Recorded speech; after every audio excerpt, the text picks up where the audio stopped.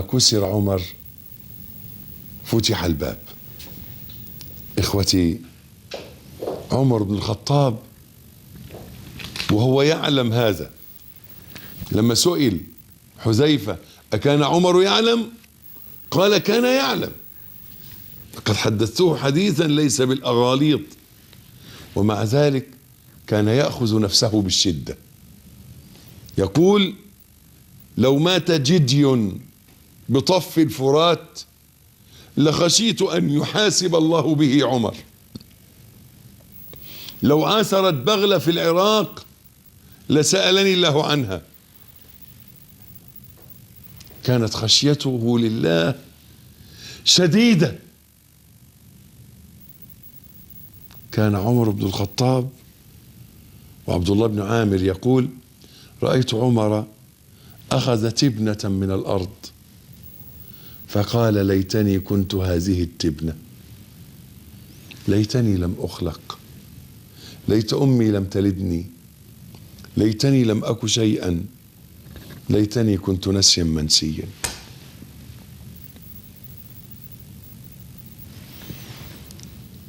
تعال شوف تحمل المسؤولية، مسؤولية الخلافة ومسؤولية الإمارة في عرف عمر. عثمان بن عفان رضي الله عنه هو الذي يحكي هذه القصة. بينما هو يوما بالعالية في يوم صائف شديد الحر، إذ رأى عثمان رضي الله عنه رجلا يسوق بكرين من الإبل وعلى الأرض مثل الفراش من الحر. الأرض بتغلي، الأرض بتغلي من شدة الحر، من حرارة الشمس.